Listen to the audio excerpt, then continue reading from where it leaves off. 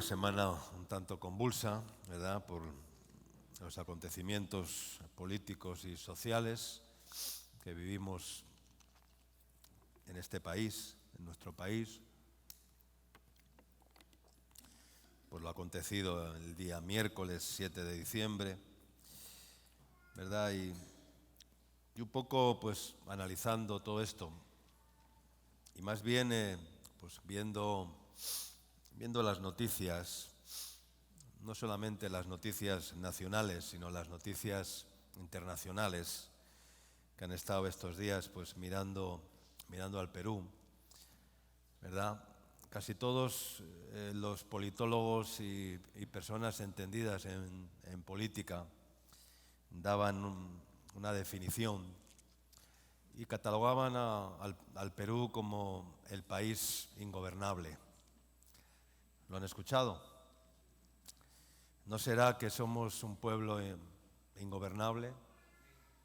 Esto me hacía a mí pensar, ¿no? Como pueblo, como nación, como iglesia, quizás seamos un pueblo ingobernable.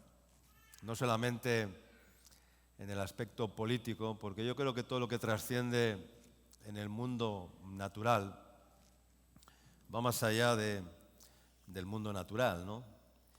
Y si el enfoque internacional o el foco internacional cataloga al Perú como un país ingobernable, pues hay que analizarlo todo, ¿no? Entonces, seguramente un país ingobernable quiere decir un país que no hay quien lo gobierne, ¿no? Hay vidas también ingobernables, hay personas que son ingobernables. A veces la Iglesia, el pueblo de Dios, también es ingobernable. Y por eso en esta mañana el Señor me dio esta palabra, ¿no? Lo quise titular y busqué un título y le puse el gobierno de Dios, porque solamente Dios puede gobernar. ¿Cuántos dicen amén? ¿Quién gobierna nuestras vidas? ¿Quién gobierna tu vida? ¿Quién reina en tu vida? Porque el plan de Dios es reinar sobre nosotros. El plan de Dios es establecer su reino. Pero para establecer su reino, primeramente, el reino de las tinieblas tiene que ser echado fuera. Es decir, el reino de las tinieblas tiene que ser derrotado, tiene que ser apartado para que pueda gobernar el reino de la luz, el reino de Dios, el reino de nuestro Dios. Y aquellos que son parte del reino de Dios tienen un rey. ¿Cuántos dicen amén? Porque sin rey no puede haber reino. Yo sé que el Perú no es una monarquía, es una república, pero los países que son monárquicos tienen un rey, ¿verdad? Inglaterra, España, Bélgica, algunos países europeos, algunos países árabes, africanos, tienen reyes. Por aquí, por Latinoamérica, no es tan común, ¿verdad? Y sin rey no puede haber reino, ¿no? Donde hay un reino, siempre hay un rey establecido. Y donde los hombres buscan lo suyo propio, quiere decir que no están teniendo en cuenta la gobernabilidad del rey, la autoridad del rey o la voluntad del rey, ni están reconociendo la soberanía del rey.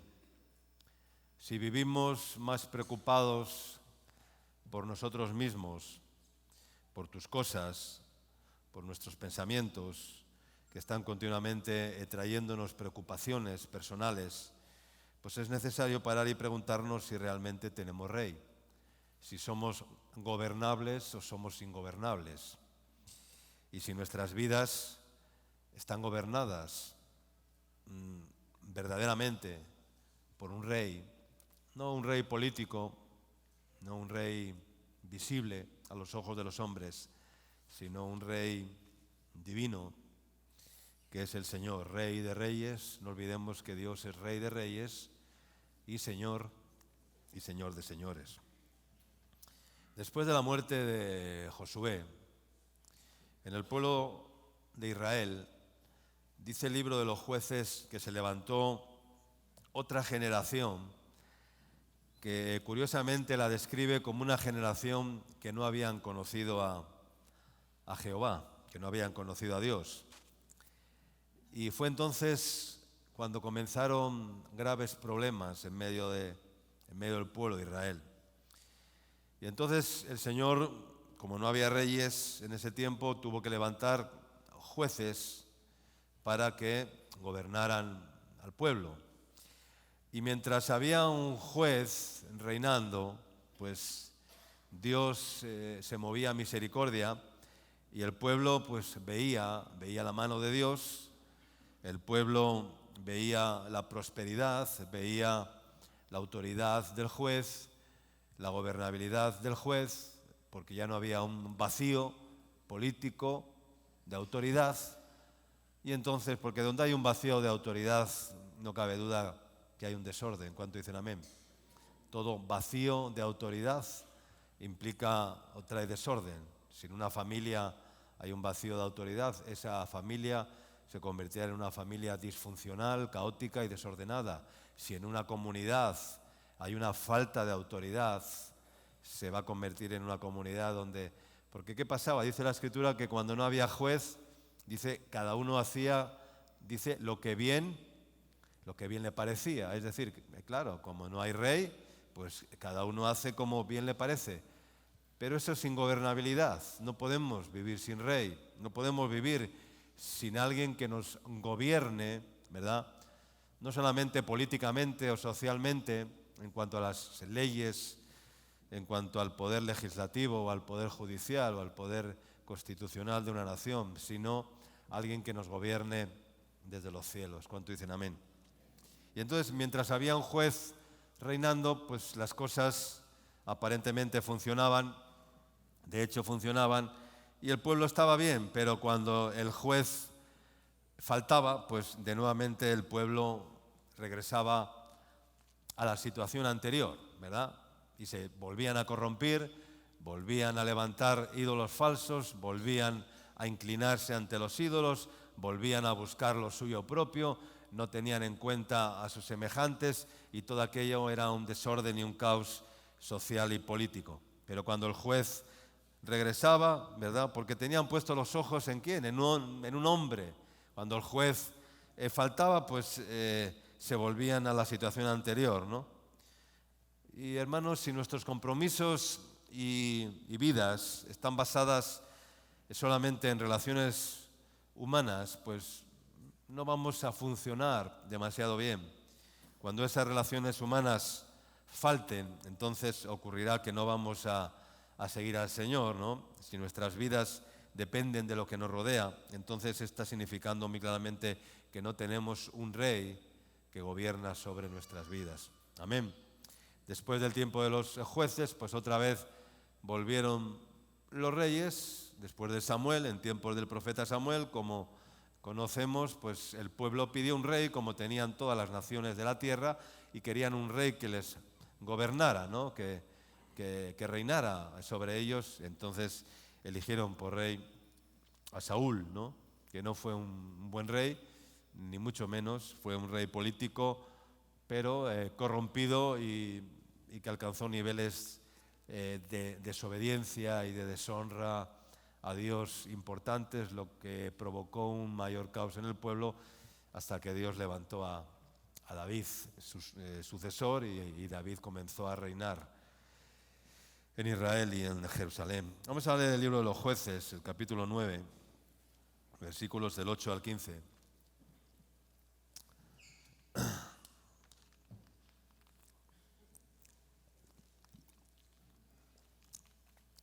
Dice así: fueron una vez los árboles a elegir rey sobre sí, y dijeron al olivo: reina sobre nosotros. Mas el olivo respondió: he de dejar mi aceite, con la cual en mí se honra a Dios y a los hombres, para ir a ser grande sobre los árboles. Y dijeron los árboles a la higuera: anda tú, reina sobre nosotros. Y respondió la higuera: ¿he de dejar mi dulzura y mi buen fruto para ir a ser grande sobre los árboles? Dijeron luego los árboles a la vid: pues ven tú, reina sobre nosotros. Y la vid le respondió: ¿he de dejar mi mosto, que alegra a Dios y a los hombres, para ir a ser grande sobre los árboles? Dijeron entonces todos los árboles a la zarza: anda tú, reina sobre nosotros. Y la zarza respondió a los árboles: si en verdad me elegís por rey sobre vosotros, venid, abrigaos bajo mi sombra, y si no, salga fuego de la zarza y devoraré a los cedros del Líbano. Que el Señor bendiga su palabra. Tremenda palabra esta, ¿no? Todos los seres humanos han sido creados por Dios para estar sujetos a autoridad. Todos los seres humanos necesitan tener una autoridad que vele por ellos y que los gobierne. Y por eso aquí Dios nos compara con árboles, porque cuando Dios creó el paraíso y puso a Adán y Eva en medio del huerto, en medio de los árboles, allí había dos árboles principales. Uno era el árbol de la vida, que era Cristo mismo, que representa a Cristo, ¿verdad? Y el otro árbol era el árbol del conocimiento del bien y del mal. Y Dios mismo se compara con la vid, Dios mismo se compara con el olivo, y la Iglesia se compara con la higuera. Por lo tanto, estamos hablando de hombres al hablar de árboles. Y vemos a los árboles que piden un rey, que reine sobre ellos, ¿no? Como le pidieron al profeta cuando ungieron a Saúl por rey, como he dicho. Pero mira qué respuestas más tremendas hemos leído, ¿no? La mayor parte de los hombres quieren poder, dominio, y así pasa, ¿no? Con los políticos, así pasa con los gobernantes, así pasa con los empresarios, así pasa con los militares o con los poderes fácticos, ¿no?, de este mundo, ¿verdad? O muchos ministerios por tener poder en la iglesia o en una asociación o en una institución. Todos queremos dominio, todos queremos poder. Hay un hambre de poder, hay un hambre de dominio, hay un afán de dominio en el ser humano que es innato, ¿no?, por el orgullo, la soberbia y la prepotencia del ser humano, que quiere ejercer dominio y que quiere dominar a cuantos más mejor, ¿verdad? Y cuanto más personas dominan, mejor se siente y más lleno de sí mismo se siente el tirano, el egocéntrico, el egoísta, el malvado, ¿no?, que quiere ese dominio, ¿no?, para jactarse, para sobreponderarse, ¿no?, sobre otras personas, ¿no? Y hay una ambición de dominio, porque el dominio es muy atractivo humanamente, carnalmente, ¿verdad? Que todos te sirvan, que todos te obedezcan, que todos te rindan cuentas, que todos tengan que doblegarse delante de ti. Es un atractivo carnal, humano, egoísta, egocéntrico, ¿verdad? Es un principio diabólico, diría yo, instaurado por Satanás mismo, que fue quien se levantó, ¿verdad?, usurpando el trono de Dios y quiso llegar más alto, quiso ser más que Dios. No se conformaba con ser el que estaba al lado de Dios, ángel de luz, aquel que estaba al lado del Señor en los cielos, que capitaneaba los ejércitos de los ángeles que adoraban a Dios y que honraban a Dios, pero eso no le fue suficiente, y entonces un día dijo: subiré a lo más alto, me levantaré a lo más alto, subiré a lo más alto del trono. No quiso ser el segundo, quiso ser el primero, quiso ser más que Dios, y quiso sobresalir sobre Dios. Y de ahí la caída de Satanás, oh lucero de la mañana, cómo te vi caer desde el cielo como un rayo y descendiste hasta el Seol, hasta lo más profundo del infierno, y hasta ahí está el día de hoy. Claro que no se fue solo, se llevó un tercio de los ángeles del cielo, se fueron con él, los arrastró, ¿verdad? Y esos son los ejércitos de demonios que hoy operan en los hijos de desobediencia, que hoy operan en los seres humanos, que hoy llevan a los seres humanos a cometer tantos errores, que hoy llevan a los seres humanos a querer ser dominantes, autoritarios, impotentes, egocéntricos, ¿verdad? Megalómanos, ¿verdad? Que quieren ejercer ese dominio y esa autoridad, no para servir, sino para ser servido y para hacer alarde de. Pero estos tres árboles que representan a los ungidos, yo diría que representan a los ungidos, a los espirituales, a los verdaderos siervos de Dios, no tienen ambición de autoridad, ni ambición de dominio. No están buscando trepar y trepar para llegar a la cumbre de la pirámide, sino que están buscando ahí humillados cumplir con su propósito, ¿verdad?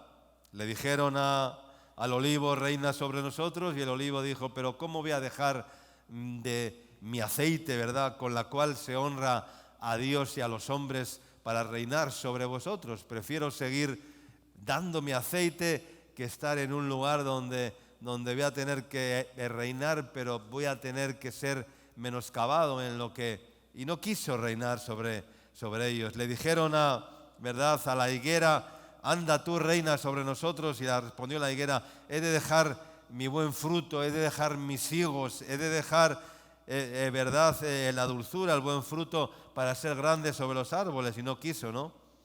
Y le dijeron después a la vid, ¿verdad?, también, reina sobre nosotros, y la vid dijo, he de dejar mi mosto, el vino que alegra a los hombres, que alegra a Dios y a los hombres, para ir a ser grande sobre los hombres, y no quiso tampoco, ¿no?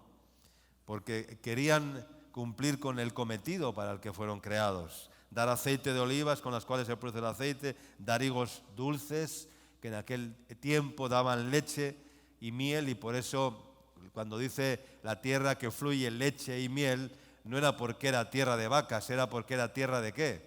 Era tierra de higos. Los higos también dan leche. Y por eso dice la tierra que fluye leche y miel. No era era leche de higos. Y por supuesto la vid que da uvas y da el mosto, ¿no? Pero qué curiosamente vemos cuando le ofrecen a la zarza el puesto de ejercer el reinado, la zarza se levanta y enseguida quiere tomar el control. El mundo está lleno de zarzas. El mundo está lleno de zarzas. Las zarzas rápidamente quieren tomar el control, ¿verdad? El dominio, para dominar. Dice, o te pones bajo mi sombra, dice, o si no, salga fuego de mí y devore a los cedros del Líbano, a los demás árboles, ¿verdad? La zarza es un arbusto lleno de ¿qué? ¿Qué tiene la zarza? Está llena de pinchos. Es un arbusto irritante, molesto, ¿verdad? Así como el corazón del hombre, que a veces está lleno de pinchos. Es como una zarza a veces, lleno de irritación, lleno de pinchos, Y el que se arrima a una zarza, ¿verdad? A veces has caminado por el campo y te has acercado a una zarza, a una ortiga, ¿verdad? Menuda irritación te puede provocar en el cuerpo, ¿verdad? Te estás todo el día rascando y no sabes dónde meterte porque has caído en una zarza y los pinchos de la zarza se te han hincado en la piel y han provocado un escozor, ¿verdad? Y una irritación, ¿verdad? Pues lamentablemente hay muchas zarzas gobernando las naciones de la tierra. E incluso en la iglesia también hay zarzas. ¿Qué quieres ser? ¿Gobernado por un rey o gobernado por una zarza? ¿Qué quieres ser? ¿Estar bajo el gobierno del rey o estar bajo el gobierno de las zarzas diabólicas, irritantes de este mundo, ¿no? Entonces, hermanos míos, qué hermosa es la autoridad que Dios nos concede. Y una de las enseñanzas que Dios nos ha dado a lo largo del ministerio, en nuestro ministerio, es no delegar autoridad nunca a una zarza. Nunca deleguemos autoridad a una zarza, sino a siervos de Dios que tengan la virtud de la humildad, ¿verdad? Que tengan el aceite del olivo, que tengan el mosto de la vid, que tengan los frutos de la higuera, pero no que tengan los pinchos y la irritación que tiene la zarza. ¿Cuánto dicen amén?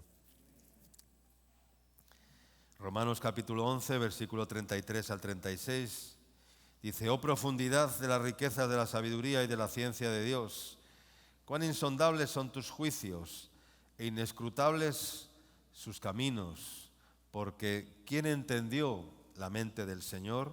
¿O quién fue su consejero? ¿O quién le dio a él primero para que le fuese recompensado? Porque de él, diga conmigo, de él, por él y para él son todas las cosas». ¿Cuánto dicen amén? Y a él sea la gloria por los siglos de los siglos. Amén.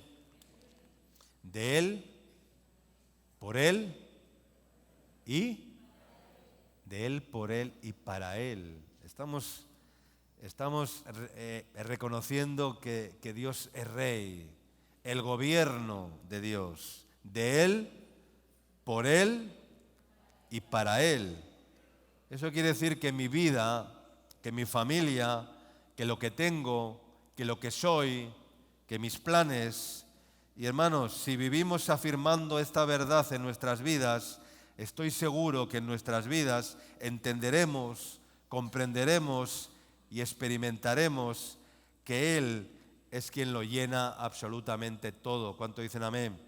Absolutamente todo. Dios es absoluto. En Él no hay sombra, en Él no hay mudanza de variación. En Él habita toda la plenitud de su deidad, dice la palabra. Amén. En Él habita toda la plenitud de su deidad. En Él, por Él y para Él son todas las cosas. Amén. Dios gobierna, no gobierna una zarza. Dios gobierna. Amén. Y cuando entendemos esto, hermanos, pues nuestra vida deja de importar demasiado, porque ya no es nuestra vida, sino que es su vida en nosotros. Lo nuestro deja de ser nuestro porque entendemos que todo, absolutamente todo, es de Dios. Amén. Que nada es mío, que todo es de Dios, que todo es un regalo de Dios y que nada es nuestro. Y en esa comprensión de su deidad, de su gobierno, del gobierno de Dios real en nuestras vidas, es que podemos experimentar la plenitud de Dios y entonces podemos decir: en Cristo estoy completo. ¿Cuánto dicen amén? Sin que me falte cosa alguna, y puedo decir: el Señor es mi pastor y nada me faltará. No, nada me falta. No me faltará, porque mañana nada me falta hoy. Mañana tampoco, pero nada me falta hoy. El Señor es mi pastor y nada me falta. Es decir, nada me falta hoy. No, nada me faltará. Estoy hablando No, nada me falta hoy. Mateo capítulo 6, versículos 9 y 10. Jesús oraba, nos enseñaba a orar de esta manera. Dice: vosotros pues oraréis así, verso 9. Padre nuestro que estás en los cielos, santificado sea tu nombre. Venga tu reino, di conmigo, venga tu reino. Hágase tu voluntad como en el cielo, así también en la tierra. ¿Cuánto dicen amén? Hágase tu voluntad, venga tu reino. Primeramente, venga tu reino. Primeramente reconocemos: Padre nuestro que estás en los cielos, tu nombre es santificado, tu nombre es santo, santo, santo es tu nombre. Y después invocamos y llamamos al reino de Dios y le decimos al reino de Dios: venga, venga tu reino y hágase tu voluntad como en el cielo, así también en la tierra. Es decir, lo que haces en el cielo, hazlo también aquí en la tierra. Amén. Lo que haces en el cielo, hazlo también en mi casa, en mi vida, en mi tierra, en mi nación, en mi país, en mi comunidad, en lo que me rodea. Hazlo, Señor. Lo que haces arriba, hazlo también en la tierra, hazlo también en medio nuestro. Amén. Y esa tiene que ser nuestra oración. Pero si queremos que eso se cumpla, debemos establecer, vivir, creer y afirmar que el reino de Dios se ha acercado a nosotros. Amén. Que hemos visto y hemos entrado en el reino de Dios, que no lo hemos visto de lejos, que no lo hemos escuchado, que no hemos escuchado hablar del reino de Dios, sino que vivimos por y para el reino de Dios y en el reino de Dios. Amén. Y el reino de Dios no tiene nada que ver con los reinos de este mundo. El reino de Dios es un reino diferente a los reinos de este mundo. El reino de Dios es un reino donde hay un Dios que gobierna desde los cielos y ese Dios es Jesús. Amén. Y ese es el modelo del reino de Dios. Traer el diseño del reino de Dios del cielo a la tierra. Y tú me dirás, ¿pero cómo vamos a hacer eso? ¿Cómo vamos a conseguir traer el cielo a la tierra? Pues hay que traer el cielo a la tierra, porque si quieres vivir en el cielo por la eternidad, tendrás que comenzar a vivir el reino de Dios en la tierra mientras estés en la tierra, porque si no, ¿cómo luego vas a poder vivir el reino de los cielos en el reino de los cielos por la eternidad? El reino de los cielos comienza ahora. Yo vivo ya en el reino de los cielos, o sea, lo tengo muy claro. O sea, mi vida es dentro de un reino, no vivo, sí, soy ciudadano de una nación, soy residente en otra nación, soy esto tal, pero mi reino no es de este mundo, mi reino es de los cielos. ¿Cuánto dicen amén? Yo no sé usted qué se considera ciudadano del Perú o ciudadano del Ecuador o ciudadano chileno o español, yo no me considero nada de eso, yo me considero ciudadano del reino de los cielos, porque mi reino no es de este mundo, porque estoy de paso, esto es una transición, es como una peregrinación, es una transición, me espera una patria, una ciudad celestial, la cual no tiene fundamentos, dice, cuyo arquitecto y constructor es Dios, como dijo Abraham. Amén. Por la fe Abraham, dice, salió de su tierra, salió de su casa, porque esperaba la ciudad, la cual no tiene fundamentos, cuyo arquitecto y constructor es Dios. Amén. Y no quería regresar atrás, porque anhelaba, ¿qué? Dice, una patria mejor. Deseaba una patria mejor. Yo no sé si tú deseas una patria mejor, pero no una patria terrenal, porque no la vas a encontrar, ¿verdad? Muchos se van a Estados Unidos buscando ya el dólar, una patria mejor. Otros se van a Europa buscando el euro, una patria mejor, una situación mejor. Igual la encuentran, igual no la encuentran, algunos sí, otros no, a algunos les va bien, a otros no les va tan bien, pero eso tampoco es la panacea. Hay que buscar la patria celestial. ¿Cuántos dicen amén? Cuyo arquitecto y constructor es Dios, cuyos cimientos no van a ser removidos, donde las crisis no van a remover los cimientos de esa ciudad, porque no tiene un fundamento humano, porque no tiene un fundamento político, humano, ni social, ni económico, estipulado por los gobernantes, ¿verdad? Que cada vez nos están demostrando que no hay manera, que no hay manera, que no se puede con ellos, que no se puede. Vengan de donde vengan, sean de donde sean, confiesen o prometan lo que prometan, no se puede con ellos. Lo estamos viviendo en el mundo más que nunca, ¿verdad? ¿Hasta cuándo vamos a seguir confiando en zarzas llenas de pinchos, irritadas, ¿verdad? Que no tienen la capacidad de gobernar con la justicia de Dios, con la equidad de Dios y con la sabiduría de Dios. Amén. Porque no buscan a Dios. Amén. Porque han quitado a Dios de su catálogo. Dios no entra dentro de sus planes. Entonces, hermanos, Jesús, qué palabras más maravillosas las de Jesús en el momento en el cual estaba siendo llevado para ser interrogado ante Pilatos. Cuando éste le comienza a interrogar, lo han leído, y le pregunta a Jesús acerca de su muerte. Juan capítulo 18, verso 36. Dice, para parafrasear, dice, respondiendo Jesús, le dijo a Pilatos en el verso 36, dice, respondiendo Jesús, le dijo, mi reino no es de este mundo. Si mi reino, le dijo a Pilatos, si mi reino fuera de este mundo, mis servidores pelearían para que yo no fuera entregado a los judíos. Si mi reino fuera de este mundo, Pilatos, te ibas a enterar. En este momento iban a venir mis servidores con espada en mano y te iban a cortar la cabeza y te iban a destruir y yo iba, no, pero como mi reino no es de este mundo, no me tengo que defender delante de ti. Eso le estaba diciendo Jesús a Pilatos. No me tengo que defender porque no busco este reino, porque este reino no es mi reino. Yo tengo un reino mejor, ¿verdad? Pero mi reino, dice, no es de aquí. No es de aquí, no es terrenal. Entonces le dijo Pilato, luego, ¿eres tú rey?, le preguntó. Y respondió Jesús, tú dices que yo soy rey. Yo para eso he nacido, para ser rey, y para eso he venido al mundo, para dar testimonio de la verdad.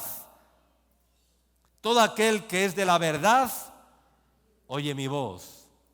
Y entonces Pilato le preguntó muy curiosamente, ¿qué es la verdad? Quería conocer qué es la verdad. Se quedó tan asombrado de las palabras de Jesús que dijo, ¿qué es la verdad? Enséñame la verdad, muéstrame la verdad. ¿Qué es la verdad? ¿Cómo puede Pilatos, que estaba a punto de condenar a Jesús, de entregar a Jesús al pretorio para ser crucificado, para ser asesinado, para ser matado, ¿verdad? Y de repente reflexiona y le dice, ¿qué es la verdad? Algo estaba pasando por su mente, algo estaba pasando por su alma, por sus emociones para decir a Jesús, ¿qué es la verdad? Pero hermanos, debemos entender que nuestro reino no es de este mundo, que nuestro reino no es un reino familiar, que nuestro reino no es un reino empresarial, que nuestro reino no es un reino terrenal, no, es el reino celestial. Y si deseamos traer su reino a la tierra, a nuestra casa, a nuestra familia, a nuestras comunidades, a nuestras congregaciones, a nuestras comunidades, a nuestros programas de ayuda social, a nuestras casas donde damos acogida a personas, donde entre comillas les ayudamos, pero hermanos, traigamos el reino de Dios para que conozcan al Rey y su reino, amén. No solamente les ofrezcamos un plato de comida, una cama, un lugar donde estar un tiempo, no, presentémosles al Rey y su reino, amén, porque es a quien tienen que conocer, aleluya.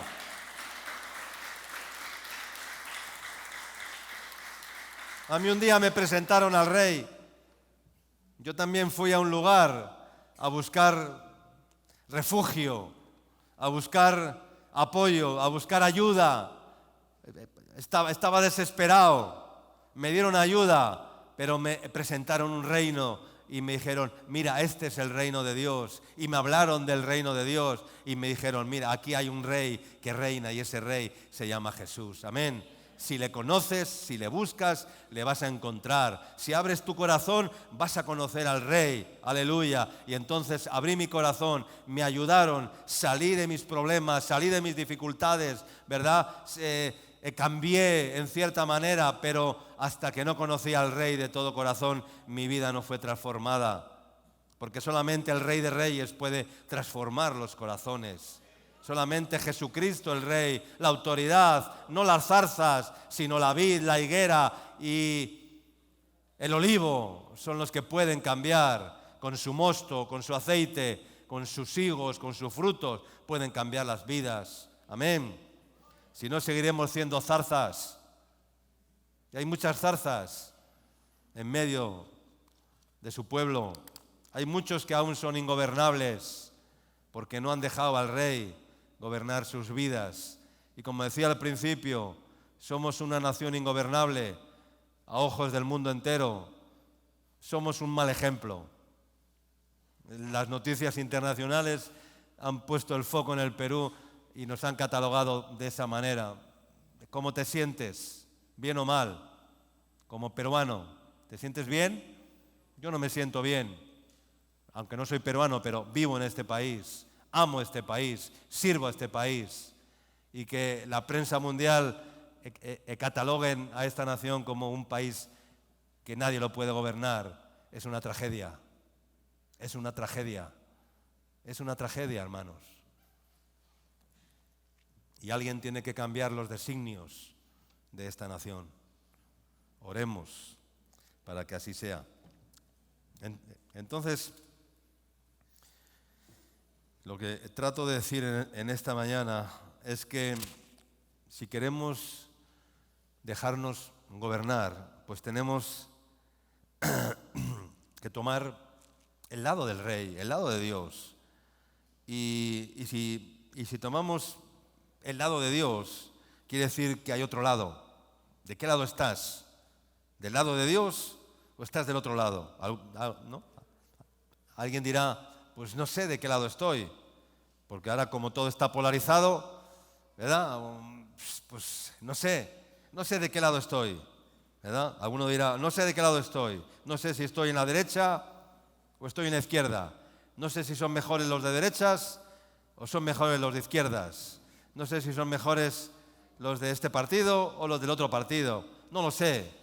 O sigues siendo fiel a tus principios, sigues creyendo en tus principios políticos o en tus raíces políticas, sigues creyendo en eso. ¿Hasta cuándo vas a seguir creyendo en tus raíces políticas y vas a defender a ultranza los extremos polarizados, como hacen muchos por las calles, extremistas defendiendo a capa y espada sus principios, sin ninguna razón, sin ningún temor de Dios, sin ninguna sabiduría? Pues, hermanos, tomemos el lado de Dios. Hagamos de nuestra vida una teocracia. ¿Amén? ¿Qué es una teocracia? ¿Qué quiere decir teos? Dios. Gracia quiere decir política, la política de Dios. Dios gobierna. Amén. Teocracia, Dios reina, Dios gobierna. Amén. A mí no me van a gobernar las zarzas. Yo tengo un Dios que me gobierna desde los cielos. Amén. Pero ¿de qué lado estás? La Biblia dice, o con Dios o en el otro lado, contra Dios. Porque el que no es conmigo, contra mí es. El que conmigo no recoge, desparrama. Entonces, hermanos, no hay un lugar medio, ¿no? Si usted cree que vamos a ir al purgatorio hasta que seamos juzgados cuando muramos, algunos igual siguen creyendo que hay purgatorio, ¿verdad? Donde vamos a purgar nuestras culpas mientras seamos llevados a juicio. No, hermanos, hay cielo o hay infierno. O te salvas o te condenas. O te vas con el Rey al reino de los cielos o te vas con el Rey al reino de los infiernos. O sea, no hay neutro, no hay un punto neutro. No existe. Si sigues creyendo que hay un purgatorio donde tu alma va a estar un tiempo hasta que llegue el juicio final y entonces seas juzgado, no, ¿qué va? Cielo e infierno, el seno de Abraham o el Hades. Y por eso es importante, hermanos, que tomemos el lado de Dios. Y para eso vamos a leer rápidamente Efesios capítulo 2, versículos 1 al 6. Dice, Él os dio vida a vosotros cuando estabais muertos en vuestros delitos y pecados, en los cuales anduvisteis en otro tiempo, siguiendo la corriente de este mundo, conforme al príncipe de la potestad del aire, el espíritu que ahora opera en los hijos de desobediencia, entre los cuales también nosotros vivimos en otro tiempo en los deseos de nuestra carne, haciendo la voluntad de la carne y de los pensamientos, y éramos por naturaleza hijos de ira, lo mismo que los demás. Pero Dios, que es rico en misericordia, por su gran amor con que nos amó, aun estando muertos en pecados, nos dio vida juntamente con Cristo. Por gracia sois salvos, y juntamente con Él nos resucitó y asimismo nos hizo sentar en lugares celestiales con Cristo Jesús. Amén. Esto es maravilloso. Amén, hermanos. Ponerte del lado de Dios significa ir contra la corriente. Hemos leído, dice, en los cuales anduvisteis en otro tiempo en vuestros delitos y pecados, siguiendo la corriente de este mundo, ¿verdad? ¿Dónde va Vicente? ¿Dónde va? ¿Dónde va la gente? Las masas, las turbas, ¿verdad? Las mayorías que quieren influenciar sobre las minorías, como predicaba el otro día, pero el Señor me ha dicho, manada pequeña, a tu Padre le ha placido daros ¿qué? El reino. El reino no es para las mayorías, el reino es para las minorías. Manada pequeña, manada pequeña. Somos una manada pequeña. Yo me considero una manada pequeña en medio de un gran ministerio, pero somos una manada pequeña, ¿verdad? Pero a nuestro Padre, a nuestro Rey, le ha placido concedernos el reino. Amén. Significa ir contra la corriente, es seguir a Jesucristo y no a las filosofías e ideas y doctrinas religiosas, políticas o lo que sea de este mundo. Porque es lamentable ver cómo muchos caen del lado de Dios porque se tragan teorías y conjeturas relativas sin fundamentos. ¿Por qué? Porque el príncipe de este mundo, el padre de mentira, siempre quiere meter las ideas del mundo y las mentiras del mundo y los engaños del mundo. Ayer les predicaba a los jóvenes y les decía, hay dos espíritus que están dominando este mundo, el espíritu de engaño y el espíritu de temor. El espíritu de engaño es un espíritu tremendo, está desatado, ¿verdad? Los seres humanos viven engañando y siendo engañados, engañando y siendo engañados. Y así van las turbas, las multitudes, las mayorías, siendo engañados, porque el padre de mentira les gobierna, y cuando el padre de mentira gobierna, la mentira acampa a sus anchas, hermanos. ¿No es así? ¿O no es así? ¿Es así o no es así? Por lo tanto, en ese lado está la mentira, y por eso quiero poner en su corazón, en esta mañana, la necesidad de tomar el lado de Dios, tomar el lado de Dios. Toma el lado de Dios y Dios se pondrá de tu lado. ¿Cuánto dicen amén? Él dijo, el que a mí viene, yo no le echo fuera. El que a mí viene, pero como debe de venir, ¿verdad? Como debe de venir, porque algunos van al Señor, no. El que a mí viene, dice el Señor, yo no le echo fuera, pero el que a mí viene, el que viene de frente.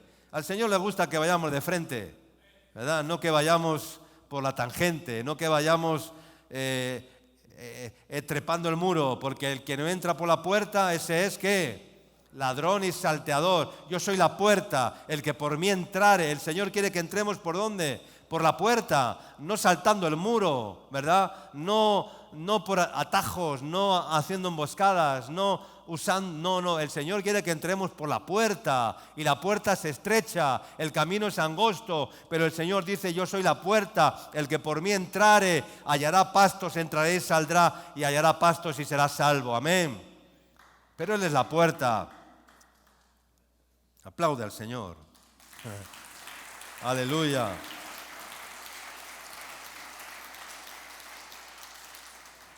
Él dijo, venid a mí todos los que estáis trabajados y Los que están del otro lado. ¿Quiénes son los que están del otro lado?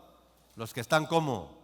Cargados, trabajados, agobiados, desanimados, ¿verdad? Cansados, ¿verdad?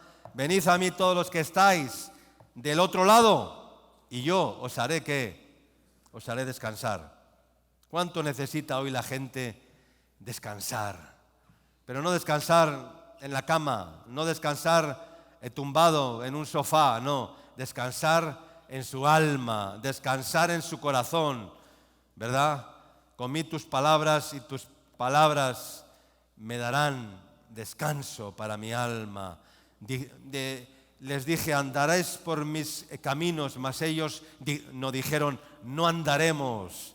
Se cansaron porque quisieron andar en sus caminos más que en los caminos de Dios. Y cuando andamos por nuestros caminos nos cansamos, hermano. No nos damos cuenta que nuestros caminos nos cansan.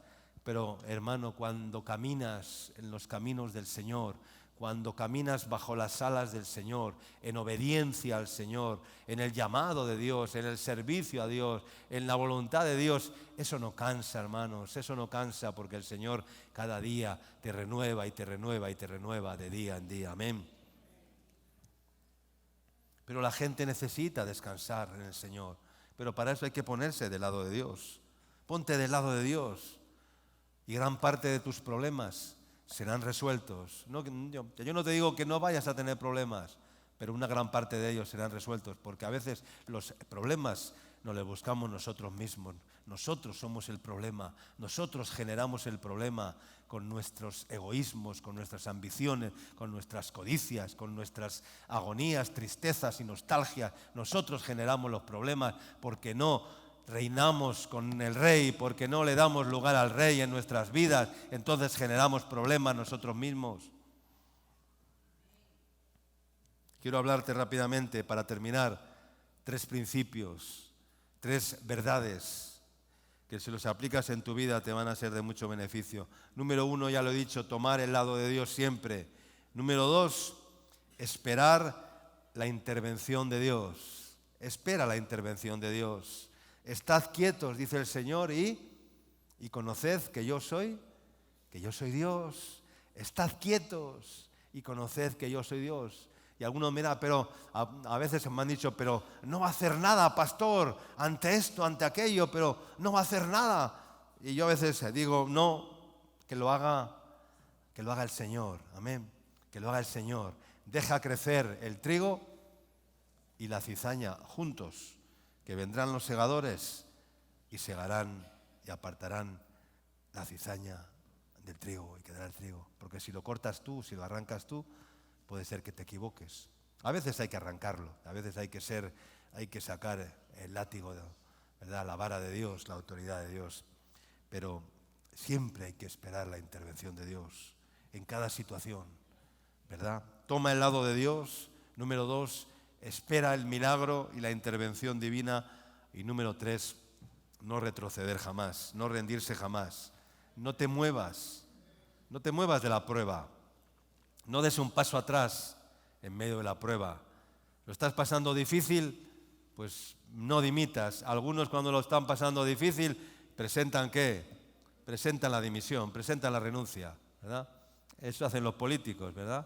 Cuando la cosa ya se vuelve que ya no hay por dónde, presentan la renuncia, ¿verdad?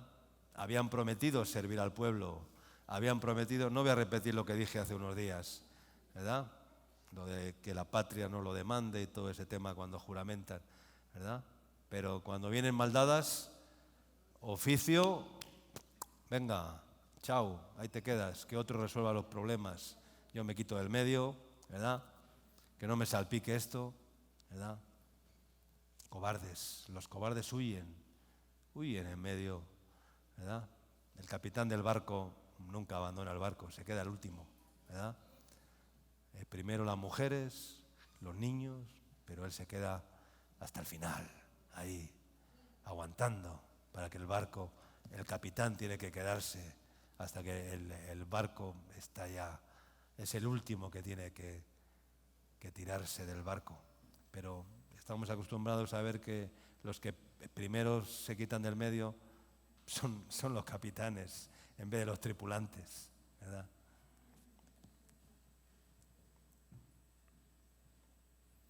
Entonces, hermanos, 3 cosas.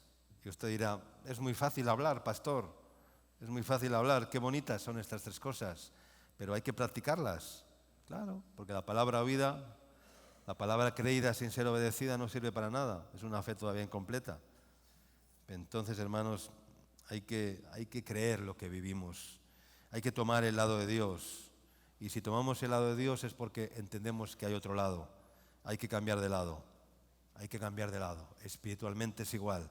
Hay que obedecer lo que creemos. Hemos leído en Efesios, el Espíritu dice que ahora opera ¿en quién? En los hijos de desobediencia. En los hijos de, ¿qué dice que son? Que son hijos, son bastardos, son advenedizos. ¿Qué son? Son hijos. Quiere decir que hay hijos obedientes y hay hijos desobedientes, ¿verdad? Hijos de obediencia y hijos de desobediencia. Es como el padre que tenía 2 hijos, que le dijo a uno de ellos, hijo mío, voy a trabajar a mi viña, y dijo, sí, papá, y luego ¿qué hizo? No fue. Y le dijo al otro, hijo, voy a trabajar a mi viña, y le dijo, no fue, pero luego arrepentido, fue. ¿Cuál de los 2 hizo la voluntad de su padre, no? Los hijos de obediencia están, ¿de qué lado? ¿De qué lado están los hijos de obediencia? Del lado de Dios. Los de desobediencia, ¿de qué lado están? Están del otro lado, ¿verdad? Están de otro lado. Y la Biblia dice que son enemigos de Dios, porque el que quiera ser amigo del mundo se constituye, ¿qué? Enemigo de Dios. Enemigo de Dios, porque el que ama el mundo, el amor del Padre, no está en él. Yo soy enemigo del mundo, ¿ya? Declarado, ¿verdad? Estoy en enemistad con este mundo. Hace tiempo ya que estoy en enemistad con el mundo, ¿verdad? Soy enemigo del mundo. No voy armado con pistolas, pero voy armado con la espada del Espíritu, con el escudo, con el yelmo, con la coraza, con el calzado del Evangelio de la paz. Esas son mis armas. Aleluya. La armadura de Dios, que es el lema del año 2023 en nuestro ministerio. La armadura de Dios. Amén, hermanos. Por eso estas 3 verdades. Toma el lado de Dios, espera la intervención de Dios. Voy a esperar la intervención de Dios. No te muevas del lugar, no te rindas. Cuando más prensado estés, como estuvo Jesús. ¿Cuál fue el lugar donde Jesús estuvo más prensado? ¿Dónde fue? ¿En dónde? ¿En dónde? En el Getsemaní, ¿no? En el huerto del Getsemaní. ¿Verdad? ¿Y allí qué hizo Jesús? ¿Se quitó del medio? Sí se retiró a un lado, pero no para bajarse del barco. Vamos a leerlo, mira, Mateo 26, 36. Vamos a ver lo que hizo Jesús rápidamente, en un versículo. Mateo 26. Entonces llegó Jesús con ellos a un lugar que se llama Getsemaní y dijo a sus discípulos, sentaos aquí entre tanto que voy allí y oro. Y tomando a Pedro y a los 2 hijos de Zebedeo, comenzó a entristecerse y a angustiarse en gran manera. Entonces Jesús les dijo, mi alma está muy triste hasta la muerte. Quedaos aquí y velad conmigo. Verso 39, dice, yendo un poco, ¿qué? ¿Qué hizo Jesús? Yendo un poco, ¿qué? Dio un paso, ¿a dónde? Adelante, ¿ya? Se adelantó. A veces hay que adelantar, hay que dar un paso adelante. Dar un paso adelante implica un compromiso, implica decir, aquí estoy, ¿no? Estoy aquí, estoy presente. No doy un paso atrás, no, doy un paso hacia adelante, aquí estoy, ¿ya? Dio un paso adelante. ¿Qué más hizo? Segundo, ¿qué hizo después? Se postró sobre su rostro. Y tercero, ¿qué hizo? Oró. Qué cosa más sencilla, ¿no? Dar un paso adelante, postrarte y orar, ¿verdad? 3 cosas muy sencillas, pero que no las practicamos. Y cuando estamos en el momento de la prensa, en el momento donde estamos siendo atacados, siendo vituperados, siendo probados, lo que menos hacemos es dar un paso adelante, arrodillarnos y orar. tratamos de defender. Sacamos nuestras armas, sacamos la espada, le cortamos la oreja a Malco, hacemos esto, hacemos aquello, queremos defendernos, queremos decir, no, hermanos, da un paso adelante, arrodíllate y ora al Señor. Verás el resultado, verás el resultado.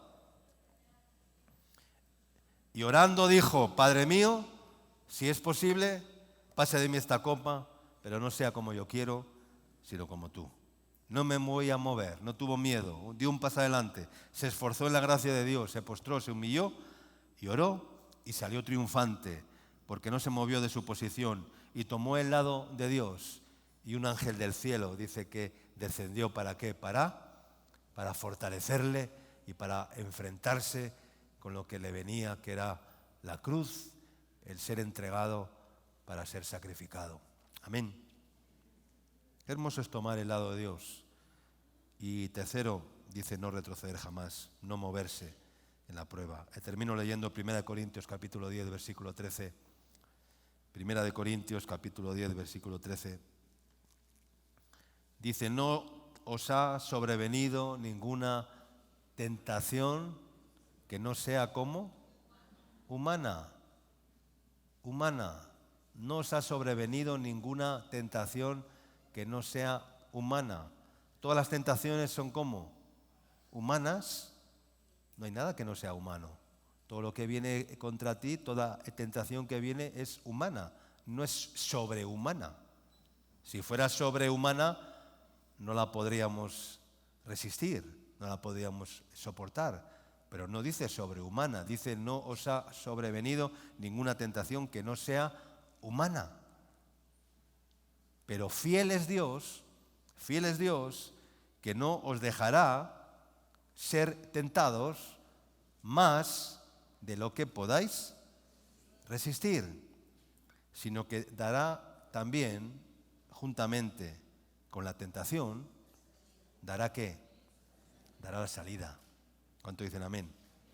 Para que podáis soportar, para que podáis resistir. En la prueba, en la tentación, en la dificultad, en la aflicción, si tomamos el lado de Dios, vamos a encontrar ¿qué? La puerta. La puerta para salir ¿de dónde? De la prueba. La puerta para salir de la prueba. En el otro lado, si estás del otro lado y estás en la prueba, no vas a encontrar la puerta. No vas a encontrar la salida. Pero en la habitación de la prueba siempre hay una puerta, siempre hay una salida. Hay que verla. Hay muchos que como no ven, pues